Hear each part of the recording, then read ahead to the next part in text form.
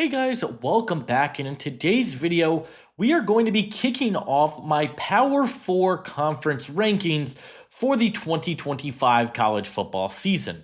This is a fun one. I try to do this every year, but we're going to start with the ACC, and we are going to work our way through the Power 4 conferences, talk about every team, the moves they made this offseason, where I think they rank amongst the rest of the teams in their conference, and I'm super excited to get into it.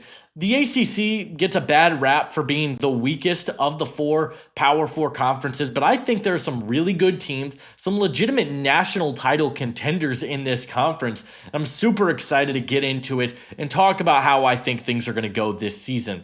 But if you guys are new to the channel, consider hitting that like and subscribe button. It helps me out a ton. Lets me know, one, that you guys do enjoy these types of videos, but it also helps get this video out to more college football fans just like yourself. Consider hitting that notification bell. I've got a lot of content, both NFL draft content for the 2026 class and other college football content coming very, very soon. So stay tuned for that. And guys, I don't want to waste any more time. Let's go ahead, kick this off with who I believe will be the worst team in the we'll say in the Power 4. And we're going to kick this off with the Stanford Cardinal. They've had a really tumultuous offseason, to kind of say the least. This is a team that they just have had a lot of moving pieces this offseason. And it started when they hired a new general manager. They brought in former quarterback, one of my favorite players of all time, Andrew Luck. He will now be the general manager for the Stanford football program. And with that, he really kind of cleaned house here, fired the head coach. They have lost multiple key starters to the spring transfer portal, lost star edge rusher David Bailey, lost Emmett Mosley V, their standout true freshman receiver. They ranked as the 25th worst team in college football in 2024. That's not just Power 4 rankings. That is the entire country, all 136 FBS teams. This is a bottom 25 team. And as you can see, they're returning a lot of the same roster. They have a schedule that it's not the easiest in the world. You're at Hawaii, which is the only game that I see this team winning this upcoming year. At BYU, they got to go at SMU, Florida State, Miami. They got Notre Dame at the end of this schedule. They haven't recruited very well, but I think one of the hardest things for this team has to be the coaching staff. They have Frank Reich as their head coach, but Andrew Luck has said this is just a stopgap kind of year for them. Frank Reich is not the long-term head coach, but he was hired too late in the process for them to really address any needs, be able to land a big transfer class. I think this team is going to be really bad this year. A lot of question marks around the quarterback position. The trenches aren't going to be great. Their over-under is 3.5 games. They are plus 100,000 to win the national title, plus 40,000 to win the ACC. Really, their only key player that I think is worth noting is cornerback Colin Wright, who I'm a big fan of, but he alone is not good enough to help carry this team. I think they go 1-11 this year. I just don't love the roster. I don't love the position that they are in, and I think they're going to struggle to win games this year. So I don't think that's going to be too hard of a take here. I think most people expect Stanford to kind of be the worst team in this conference. But I do think people are going to be a little bit surprised at who I have as the second worst team in this conference, as I have the NC State Wolfpack at my bottom, my second to worst team. And this is an interesting one because this is a team that has an over-under of 6.5 games. They were a bowl team last year, and they kick it off with a rematch of that bowl game as they play East Carolina on August 28th.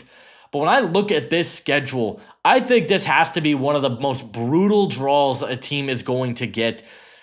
You start against East Carolina, who that's not an easy group of 5 opponent. Virginia, Wake Forest, Duke, Virginia Tech is your next 4. Your other out-of-conference games are versus Campbell and at Notre Dame. I just don't see either of those games realistically being wins. You got Georgia Tech, Miami, Florida State, North Carolina. I mean, that last 6 games is about as hard of a stretch as I think any team has. And I'm just a little bit higher on some of the other teams that they have earlier on this in the schedule. I really like Duke this year. I think Wake Forest is going to be better than a lot of people are expecting. This is a big year for the coaching staff in Dave Doran. They have a lot of returning pieces. They're 36 in the country in terms of returning production. They're bringing back CJ Bailey, who showed some flashes. Hollywood Smothers looks to take the reins as this number one back. Justin Jolie showed some flashes as a true vertical threat tight end, but this is a team that I just don't love their defensive front. They lost some pieces there. They lost some offensive line help in Anthony Belton and Timothy McKay. They didn't finish the season super strong, and their schedule, I think, is just brutal. So I have this team winning 2 games. Realistically, it'll probably be closer to 3 or 4, but they're over under at 6.5. To me, that is just too high to my liking. I think this team is going to be a lot worse than that. And yeah, I just don't really love this situation that they are in. So I've got NC State finishing really low in my rankings at 2-10 as the second worst team in the ACC. Moving on here to my third worst, another one that I don't think is going to be all that hot of a take here, is I've got the California Golden Bears. I mean, this team was decimated by the transfer portal, especially the spring portal, where they seemingly lost their entire offense. I mean, they have so many holes that they're going to have to replace. Tight end Jack Injuries, he left. Running back Jaden Ott left. Quarterback Fernando Mendoza left. This was an offensive line that was absolutely putrid. They didn't make a ton of additions to this offensive line, so you have question marks there. They lost pretty much their entire run game to the transfer portal. 4 out of 5 starters on the offensive line also left. They lost 3 players in the secondary to the NFL. I think head coach Justin Wilcox is in for a tough season. The schedule is a little bit better. You got Texas Southern, Oregon State, I'm not the highest on. I think that could be a winnable game. San Diego State is a winnable game for you. They have a couple of more favorable home matchups in there, but I mean, another team that I just really struggle to find who are this team's key players, because a lot of those guys that would have been here, Injuries, Ott, Mendoza, they left. They have a lot riding on Devin Brown, the transfer from Ohio State, a guy that's got some upside, I will say, but just hasn't really played at the collegiate level up to this point. Cade Uluav, the linebacker, looks to take over for Teddy Buchanan, who also went to the NFL. I mean, this is a team that has a lot of holes that they're going to need to fill in this roster, and I just don't know if they made the moves necessary to do that. So I've got Cal finishing with a 4-8 record. I don't think they will be a bowl team this year, but I think there is some upside for the future. They brought in a 5-star quarterback who I think that's what this year is really about. Can you kind of bridge the gap this year? Can you be competitive? And then you've got this young quarterback who I'm not going to butcher the name on, that is going to be the future of this Cal program. So that's what the goal of this season is. I don't love where they're at currently, but at 4-8, I definitely could see them, winning a couple of these close games in here. My fourth worst team in the conference, this is where I'm going to have Wake Forest. I'm higher on Wake Forest than a lot of people are, and it really starts with the coach. I think Jake Dickert is a phenomenal head coach. We saw it with Washington State in the way this team lost Cam Ward last year. They lost a lot of key pieces, and this team was still very competitive. They won some really tough games, including the Apple Cup. And yes, he had John Mateer on his team and had Kyle Williams, but I don't think this is a Wake Forest team that is void of talent. I think this is a team that they brought in some players in the portal. Yes, they lost a lot. They were 63rd in the country in terms of recruiting. They have not returned a lot of pieces, 88th. But there are some pieces here that I actually quite like for Wake Forest. And Damon Claiborne is the big one. I think Damon Claiborne is one of the best running backs in the entire country. I think he has the ability to carry them in some of these games. I also think the schedule is pretty favorable for them. Out of conference, you got Kennesaw State, one of the worst teams in the FBS. You got Western Carolina. You've got Delaware, who is a new FBS program, but a game that I think they can win. You got NC State, a team we already talked about. That is a home matchup for them. At Oregon State, another team, like I said, I'm not very high on them, but I think that could potentially be a win. I think this team could get to 5 wins. I don't necessarily think they are a bowl team. I do think they've got some NFL caliber players, though. Fa'alili Fa'amoe, from another player coming over from Washington State following Jake Dickert.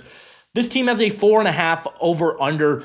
I don't think I would touch it because I think, there are some tough games in there, but I do think this team has winnable games at Virginia, at Virginia Tech. There's some games in there that could be very, very interesting. And I also think another unrelated aspect, or something I don't think a lot of people are talking about, yes, they have Robbie Ashford, who has bounced around college football, but with this Wake Forest team and the type of offense that Jake Dickert wants to run, they are going to give him opportunities to get out of the pocket and showcase that athleticism. That running game between him and Damon Claiborne could potentially be very, very intriguing.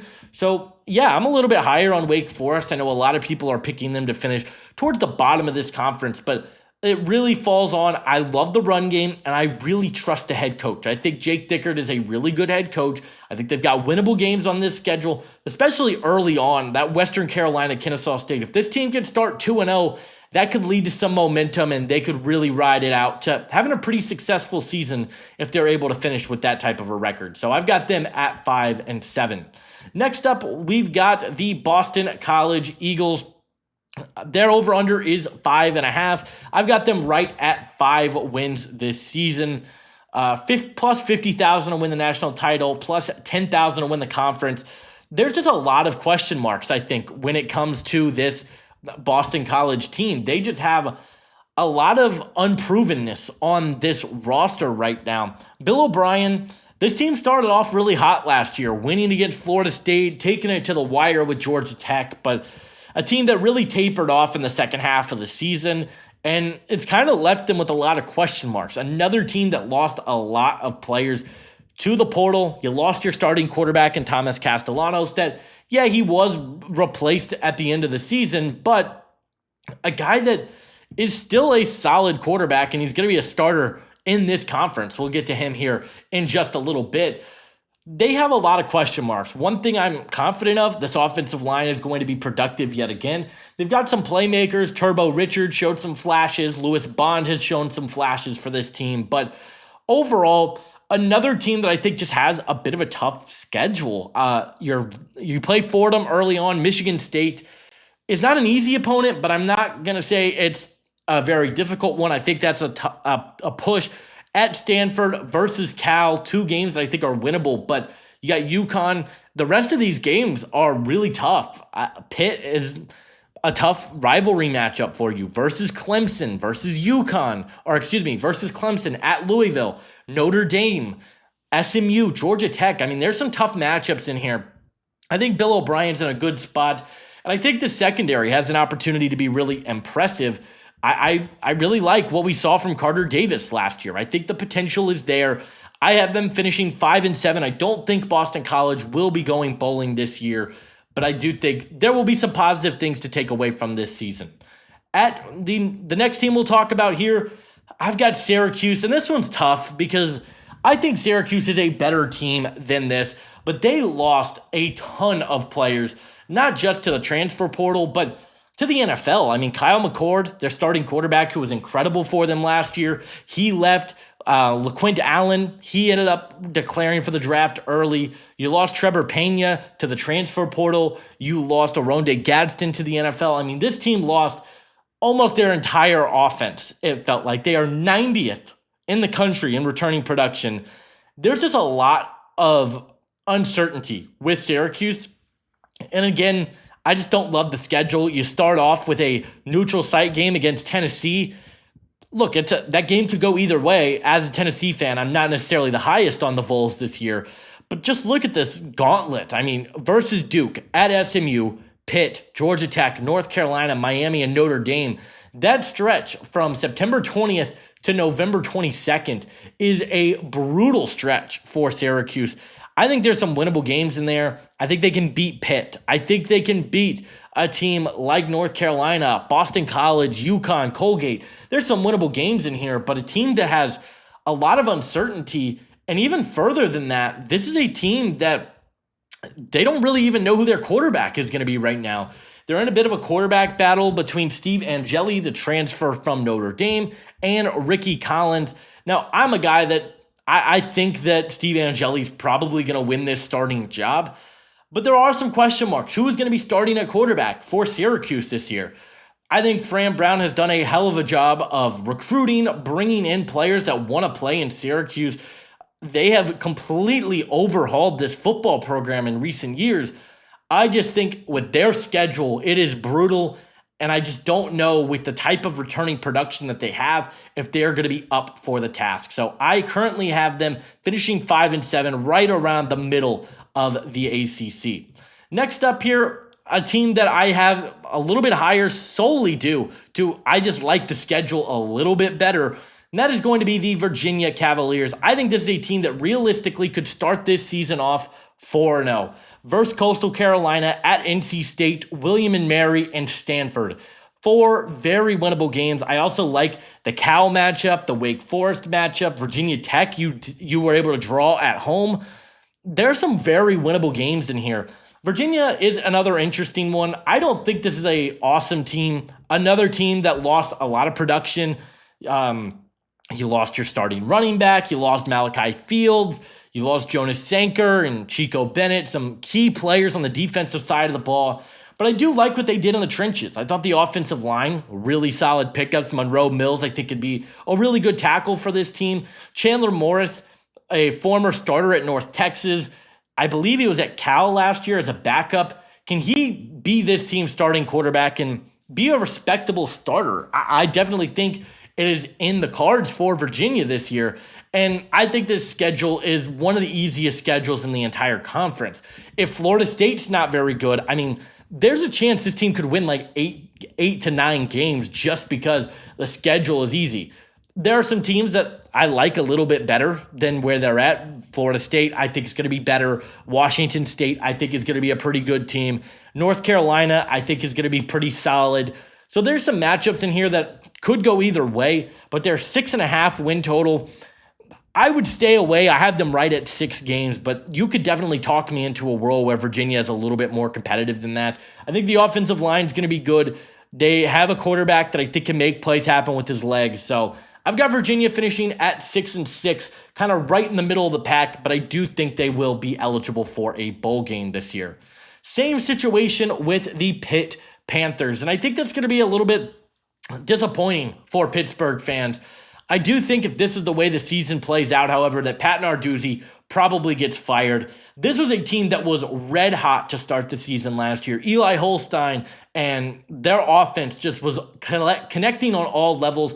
The linebacker play is probably the best duo in the country with Rasheem Biles and with Kyle Lewis, but a team that once Eli Holstein went down completely fell off a cliff.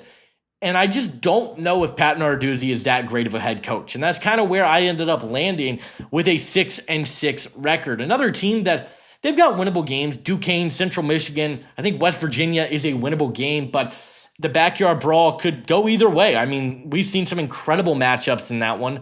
Boston College, we already talked about. We talked about Syracuse, NC State, Stanford. There's some winnable games in here, but overall, one, I'm just not the highest on Eli Holstein. I think he's shown flashes, but I just don't think he's this awesome quarterback. Pat Narduzzi kind of lost control of this team in the second half of the year. And outside of Desmond Reed, this team lost some big weapons. You lost Kanata Mumpfield. You lost your starting tight end. You lost some players on the offensive line. Again, the last 3 games of this schedule are brutal. Versus Notre Dame, at Georgia Tech, versus Miami. They did get lucky. You drew like a Louisville, who is a pretty good team in the ACC. You have them at home, but overall, I just don't really love this team. I think they've got a lot of question marks. I don't love the head coach. I think the quarterback has a lot to prove, and he didn't really show that he could stay healthy last year. And yeah, I have this team finishing 6-6. I do think they will make a bowl game, but I do believe Pat Narduzzi will get fired after this year. I think he's on a very hot seat, and I do believe that the season will be his last at Pittsburgh. So I've got them finishing 6-6. And another team that I think is going to finish with a 6-6 record is the other team in Virginia. Virginia Tech. I was all in on Virginia Tech last year. Virginia Tech was a team that I think I predicted to make the ACC championship game. I loved the pieces. They were returning pretty much their entire roster. They had so many different players that I liked. I liked the secondary with Mansour Delane and Dorian Strong, and I loved the additions on the defensive side of the ball. You paired Aeneas Peebles with Antoine Powell-Ryland. I really liked what Virginia Tech had going last year, and not that Virginia Tech was bad last season. They were definitely respectable, but they just couldn't win close games. They were in so many games that they just were unable to close. Now, you could talk about, well, if the referees call a different play against Miami, this is probably a completely different year, and we're looking at Virginia Tech a lot differently. But I am a little bit lower on this team this year than I was last year, and I just don't know that they had the playmakers in place that I really liked about this team last year. I love the addition of Terrion Stewart, one of the toughest runners in the entire country. I think his contact balance is amazing, and they're still going to be able to run the football. That is what Virginia Tech has been able to do really, really well over the last couple of seasons, is run the ball. You saw it with Bishol Tootin. I think Terrion Stewart has an opportunity to be even better than Bishol Tootin. He takes care of the football, and he's just a dynamic runner. They brought in a solid recruiting class. I like some of the moves they made in the trenches. You bring in Ben Bell from Texas State, a really good edge rusher that's been productive for the Bobcats. You also brought in, not on the graphic here, but Thomas Remack, another really solid offensive lineman. And the schedule, look, the first two games are difficult at South Carolina versus Vanderbilt, two SEC opponents, but I do think the schedule softens up for you from there. You play Old Dominion, Wofford, NC State, Wake Forest. I think you can win your next four. Then you got Cal at home. They have to travel across the country. You get Virginia coming, to have to play the rivalry matchup. There's some tough matchups in there, there's no doubt. It's really dependent on if you believe Kyron Drones is going to be the guy. Kyron Drones has shown flashes of brilliance. He's one of the most electric athletes at the quarterback position in the entire country with his ability to take off with his legs. Can he be more consistent as a passer? You bring in Donovan Green from Wake Forest to help give him another weapon. Let's see if they're able to do it. I'm not as high on Virginia Tech this year. I've got them finishing 6-6, but I do think there is a world where this team can win 8 to 9 games because they do have some talented pieces. But I would probably stay away from their the lines here at 6.5 games. The next team we're going to talk about is one of the most well-documented stories in college football right now. That is the North Carolina Tar Heels. Now, I went into this thinking I'm not going to like North Carolina. I just don't really love Bill Belichick. And look, Bill Belichick is the greatest NFL head coach of all time. I don't think there's anybody that would be disputing that. Maybe Andy Reid is the other name, or Vince Lombardi. But Bill Belichick has done a phenomenal job. The NFL didn't want him anymore. To me, that's telling. There's all of these different narratives about the girlfriend, and I'm not going to get into all of that. I think it's weird, but this is a team that undeniably is a talented football team. I think on paper, this is a very talented roster. They have the type of pieces that you feel excited about. They didn't lose a ton. They did. Let me rephrase this. They lost a ton from the previous regime, but they brought in a lot of new pieces. They have recruited really, really well. I think Bill Belichick feels pretty confident that this team can compete in the ACC. And look, I wanted to dislike this team. I just didn't see it with them. But then I looked at the schedule and I'm like, geez, man, this is a team that's going to be pretty competitive. TCU early. I don't think they beat TCU, but Charlotte, Richmond, and UCF as your other out-of-conference games. This team's going to start 3-1. I just don't see a world where any of those teams struggle. You got to play Clemson. You go to Cal, which you got to fly across the country. It's a tough matchup. Virginia, we talked about it. Syracuse, Stanford, Wake Forest, NC State. Like, there is a realistic chance that this team could go 10-2 because they have a very easy schedule. And look, I think he's a good coach. My big question marks, one, is he going to be able to relate to college players? That was my biggest question mark. It seems like he's been able to recruit really well. He's been able to land some players. But is he going to be a guy that players are going to be able to relate to? He's in his 70s, almost in his 80s, I want to say. Is that a player or a coach that's going to be able to connect with 17, 18, 19-year-olds. I don't know. How is his scheme going to translate to the college game? I don't know. He's got Freddie Kitchens and his son on his coaching staff.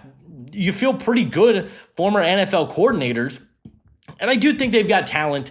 The offense is going to be questionable. Gio Lopez and Max Johnson currently in a quarterback battle. I would be pretty surprised if Gio Lopez didn't win that job. Yes, he's undersized, but he is a dynamic player.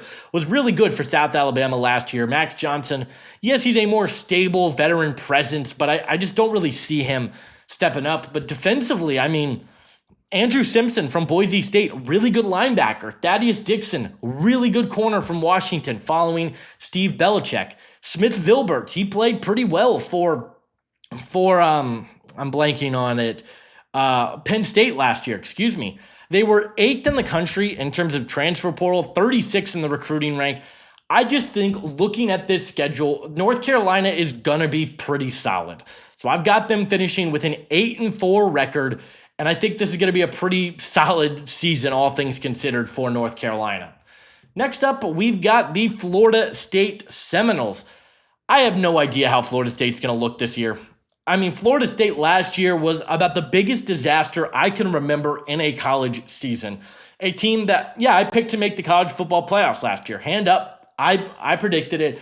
I loved what they had done in the portal. I thought DJ Uiagalelei was, not going to be awful. I thought they had a good defense, and it was awful. This was one of the worst Power 4 teams I can recall seeing, especially a team that just the year prior won the conference, and people were complaining that they didn't make the college football playoffs. This team has a lot to prove this year. They have a new offensive and new defensive coordinator coming in, and Mike Norvell is probably on the hottest seat in the entire country. And I have a lot of concerns about what this team's going to look like. Now, they don't have the easiest schedule in the world. Alabama to kick things off. You play Miami, you play Clemson, you play Florida. Those are 4 really tough games. This is such a tough team to really predict because I don't know what this team's going to look like. This was such an awful team last year, but they did bring in some players that I like in the portal. Thomas Castellanos, again, we've talked about dynamism at the quarterback position. I mean, it doesn't get a lot better than Castellanos, who's already been talking a big game about how he wants to prove Alabama wrong and wants to win that game. If they're able to beat Alabama week 1, by the way, this team probably could contend in the ACC. I think it's going to be very telling how that first game goes. They have a new wide receiver duo in Deuce Robinson and Squirrel White. Squirrel White, bad hands, really undersized. Deuce Robinson is like 6'6", 220 pounds. I'm very curious to see how these two are going to look together. You got Roydell Williams. He's coming back for another year. But I think this defense is where I'm most excited about Florida State. They have some really good players on this defense. They've got James Williams coming in from Nebraska, Jeremiah Wilson, one of my favorite corners in the entire country. He comes over from Houston. This team has been a DB factory. They've been producing NFL caliber corners each and every year, it feels like. I think Jeremiah Wilson will be the next one. James Williams, a solid edge rusher from Nebraska. It depends. If Thomas Castellanos can be more consistent as a passer, this is going to be a really good football team. If he can't, they're going to be towards the bottom of the conference again. I just have no idea where this is going to go. I tend to think that they are going to improve. I do think they lose those 4 tough games, Alabama, Miami, Florida, and Clemson. But I have them finishing 8-4. Mike Norvell saves his job, and I do think this is going to be a pretty competitive team in the ACC. Next up, my big sleeper in the conference, a team that I think is going to be really talented, and that is going to be the Duke Blue Devils. I'm not seeing enough love for Duke. When I did my most underrated teams in college football, Duke made my top 5. I think this team is criminally underrated. Yes, they were in a lot of one-score games last year, but they're returning a good portion of this team, particularly defensively, and they upgraded at quarterback. I think if this team had better quarterback play last year, they would have been potentially in the ACC title game. They're plus 3,000 to win the conference. Their over-under is 6.5, guys. Go bet this. I just don't see a world where this team loses 6 games. Like, the schedule is really, like, there's some tough games in there, yes, but I think there's a really, really good football team. You get Darian Minshew, one of the most coveted quarterbacks from the transfer portal. He was phenomenal for Tulane last year. He is a pocket passer that I think has all the upside in the world to be one of the best in the country. Jaquez Moore, he's coming back. He missed a good portion of last year with an injury. You've got good offensive linemen and Brian Parker. And the secondary, in my opinion, you could argue it's a top 10 secondary in the country. Chandler Rivers is awesome. Terry Moore, another really good safety. There's a lot to like, and Manny Diaz proved that he can coach at the high levels. He was really good with this team last year. I want to say, won 8 or 9 games last year, and you upgraded the quarterback spot. You returned a lot of your key players. I just find it hard to believe that they're going to be worse this year. There's some tough out-of-conference games, Illinois and Tulane. I think they win at least one of those games. I expect them to beat Tulane, and I don't think Illinois is like a foregone conclusion that that's a loss either. I think they probably can win both those games. I picked them to win both those games. Georgia Tech and Clemson are your two toughest conference opponents. At the very worst, I see 4 losses on this team's schedule. That's 8-4. They still go above the win total. I think this is a really good football team. I have them finishing 9-3. I love everything about this team. I think they're going to be really solid. I have a lot of money on this Duke team this year. I've got them finishing as one of the best sleepers in the country. Next up, we've got the team that was in the ACC title game last year, the SMU Mustangs. I might be overselling SMU here. I have some concerns about SMU. They lost a lot of pieces. What made SMU so good last year was the run game with Brashard Smith and just how dynamic he was, LJ Johnson as well. Both those guys are gone. You've got Kevin Jennings. He will be the full-time starter. There were some questions early on, a quarterback competition. He goes into it. This is his job. I feel pretty good about that for him. You get RJ Maryland back from injury, who was really, really good before he went down. But, man, this team has a lot of question marks. They are 78th in returning production. I didn't love a lot of the moves they made. I mean, you bring back a few. We mentioned Jennings. We mentioned Maryland. PJ Williams. The offensive line will be good. I have a lot of questions. Jared Harrison Hunt, he's gone. Elijah Roberts is gone. They lost a lot of their best defensive players, and I have them finishing 9-3. I probably think this team will finish closer to 7-5 because I don't think they'll beat Baylor. Well, I'll just say that. I think Baylor is going to be really, really good. At TCU is a tough one. Clemson, I don't think they beat Clemson. I don't know if they beat Miami. I don't know if they can beat Louisville. There's just some tough matchups in there for me. And while I like Rhett Lashley, and this is a team that was really competitive last year, I just have a lot of question marks about who is going to be able to create pressure up front for this team. That's really where my questions lie. I have them at 9-3 because I think I would change this to 8-4. I'm looking at this again. I think 8-4 is more realistic for this team. I don't think they beat Miami, Louisville, Clemson, or Baylor. I think 8-4 is probably where I would settle, but I think they could split one of those games. So between 8-4, 9-3, I don't think this team will get back to the ACC title game, is what I'm saying. And we'll see what they're able to do. But I've got them finishing with a 9-3 record. Currently ranked as the 4th best team in the ACC for me. I've got the Georgia Tech Yellow Jackets, and the more I look at this team and the more I look at this schedule, I do think there is a real chance that they could go 11-1 and be in the ACC title game. I absolutely love this team. They're bringing back their 2 best playmakers in Haynes King and Jamal Haynes. They are a team that has been really, really impressive when it comes to running the football. Haynes King was banged up last year, and they still were really competitive. This team is really well coached. They are tough in the trenches. They get after the quarterback, and they have speed all over their offense. Eric Rivers, the transfer from FIU, is going to make a huge impact for this team. They lost Eric Singleton, but in some ways, I think Eric Rivers is kind of an upgrade for this team. He's a little bit more polished. He's a fantastic route runner, and with the football in his hands, this is a guy with speed, athleticism, and incredible hands. The defense has some really good playmakers as well. Look, they have some really, and they've got a pretty easy schedule, I think, for the most part. The two games, I'd say three, at Colorado week one, that could go either way. I think that's going to be an incredible game. I think Colorado's a good football team. I think Georgia Tech's better. But you got Clemson. Now, lucky for you, you have that game at home, and you've got Georgia. I think they are going to beat Georgia. I think they're going to beat Georgia this year. So I think they'll probably lose one of these tough games that look a little bit more winnable, like maybe the at Duke game or something like that. But man, I think Georgia Tech's really good. I think they've got all the pieces in place to make a run. I know I have them at 10-2, but similar to SMU, I think I'm a little bit higher on this team. I think I would change this to probably an 11-1 record because I do think they'll beat Georgia, and I think they can at least make things interesting. So I've got them finishing 10-2. Another team I've got finishing at 10-2 are the Miami Hurricanes. Is this the year Miami finally can win this conference? Because they have all the talent in the world. Offensively, they still have a lot of playmakers despite, they lost Xavier Restrepo. They lost some big receivers, but you bring in CJ Daniels. You've got some young pieces that look to take the reins.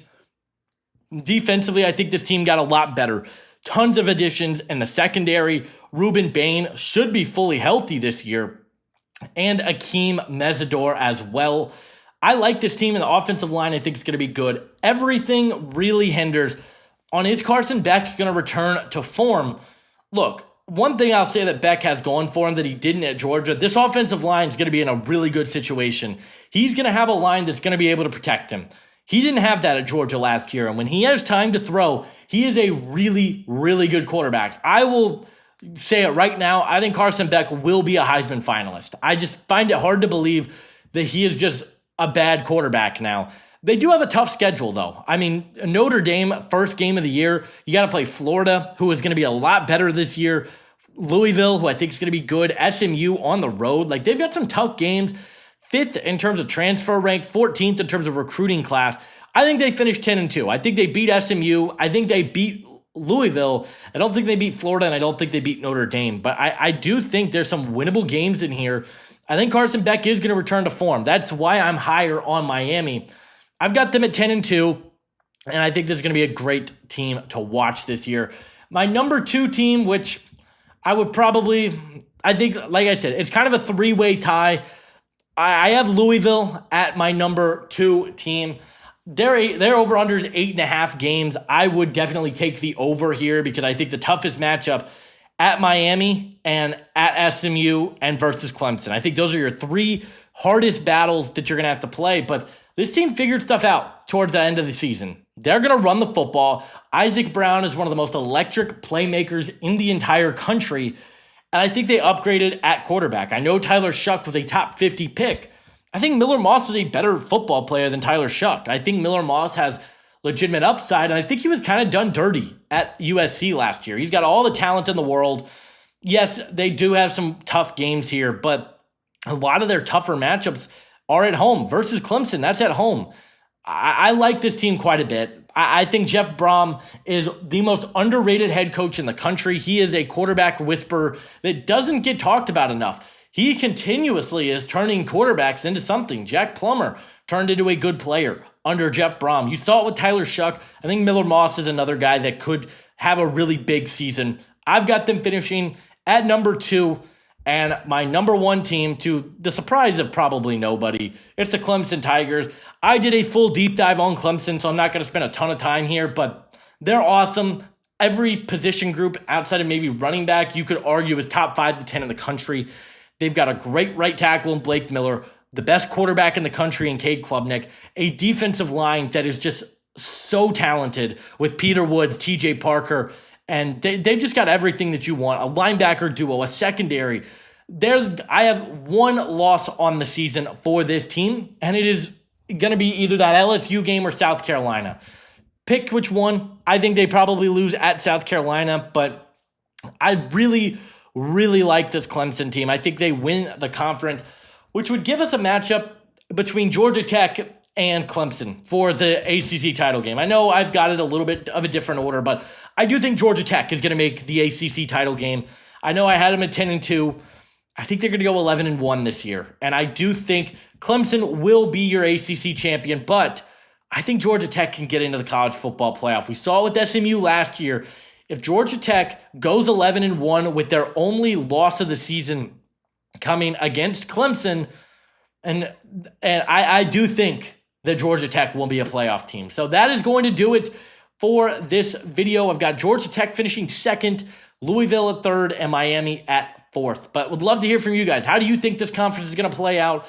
Leave a like, subscribe if you are new, and I'll see you guys in the next one. Adios.